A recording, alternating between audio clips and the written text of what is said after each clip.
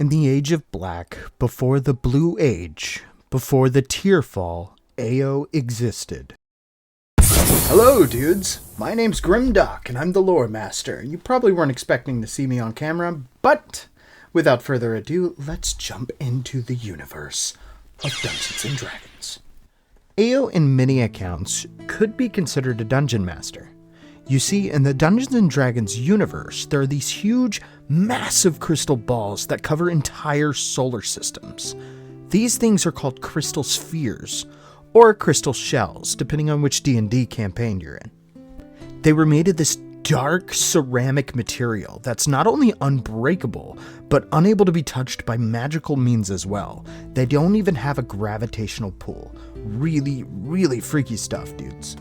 Here's where it gets even freakier, man. These crystal spheres can grow in size and even split into multiple spheres, like a dividing cell. A lot of dudes will reference a fairy dragon from D&D to kind of get a picturesque idea, but when they do, they chime. One of the gods, Lathander, the Taural god of dawn, was said to have spent an entire year watching the birth of a new crystal sphere on the back of a freaking space whale. Godly stuff, right? Anyways, what he and the goddesses noticed that the crystal spheres would spin around each other when they split into two and chime during this event. Alright, so let's zoom out of a crystal sphere before we begin this massive undertaking. Hey, crystal spheres were taken out of the canon part of Dungeons & Dragons, by the way. So with this, we need to reference it because it kind of used to explain everything that happened in Dungeons & Dragons, but unfortunately, that was removed during the 5th edition, so just a fun fact. Alright, so, are we strapped in? Okay, we're gonna time travel back, all the way back, to the very, very beginning of the Forgotten Realms universe. So it starts with AO the Allfather, the king of all the gods, the most powerful being in Dungeons & Dragons. He is by himself. There's basically a big gaping universe of raw materials around him called the Phlogiston. And just like how Dungeons & Dragons came into existence, AO decides, I'm gonna create a freaking universe. And so, the universe of the Forgotten Realms came to be. AO created the heavenly bodies of the heavens, and the astral sea, and the elemental chaos using the Phlogiston as his palette. Now that we got you guys covered on how it started, let's zoom into this universe and check out this empty planet with one gigantic supercontinent on it.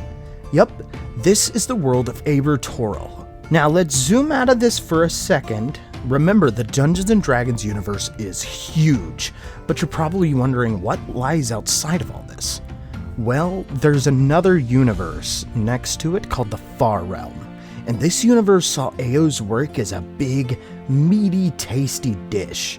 And yeah, this is another video for another time too, but we gotta reference this because this is basically the place where all those creepy aliens, beholders, Obyrith lords, aboliths, the freaking mimics, the everything like creepy from Dungeons & Dragons comes from this place. Even the Mind Flayers come from here.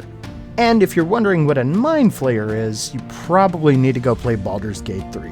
Now, when AO was finished with the materials of the Phlogiston, there was a space left over with a milky substance called the Astral Sea. He took these substances and made two of the first gods. He decided he needed something to keep these primordial other gods from other universes in check, so he created two new beings, Selûne and Shar. So let's zoom out of this universe and take a peek at that Far Realm. Now, we're gonna show you guys the Obyrith Lords. These guys were so old and ancient that they predated not only all mortal life, but even the gods themselves. These guys come in from the Far Realm as well, except they were more interested in AO's workings due to the commands of a much higher being than even them. Before we talk about that higher being from the Far Realm, let's talk about Greyhawk's universe. Now, in the Grey space, another god named Tharizdun, the god of madness, entered REALMSPACE, which is the universe in which the crystal sphere that AO made. This is how it all began. After creating the cosmos, AO created Selûne and Shar, to deal with the Obyrith lords that were coming in from the far realm. Remember dudes, AO didn't create everything, just the reality of where the Forgotten Realms universe takes place. Which means, outside of AO's realm, there are other beings, other universes, and other gods. According to some info, there's a being above even AO himself. We don't know its name, but it's something that only he answers to. Some people refer to this as the luminous being, or the High One. You're probably thinking, dude, who the heck is that? And all I can tell you is, we don't know. It's presumed to be the Dungeon Master, which means whoever's writing the book or story is who AO answers to, maybe? Again, we don't know. Is his name Gary? I don't freaking know, man. There's not enough info there. Anyways, back to the story. So you're probably wondering, how the heck did the Obyrith lords even enter REALMSPACE? Well, they got this item called the Shard of Pure Evil, which allowed them to basically drill a hole in their universe and enter REALMSPACE from outside of it. So the Obyrith lords came in with the Shard of Pure Evil, using it to drill from their universe into REALMSPACE. And when they entered, they encountered another god named Tharizdun, who touched the Shard of Pure Evil and it drove him insane instantly. Tharizdun is from the Greyhawk universe, which is also another parallel universe. Remember, there's a whole multiverse of different realities and stuff. After being driven insane by the Shard, the Obyrith lords decided to gift Tharizdun another item, the Seed of Pure Evil.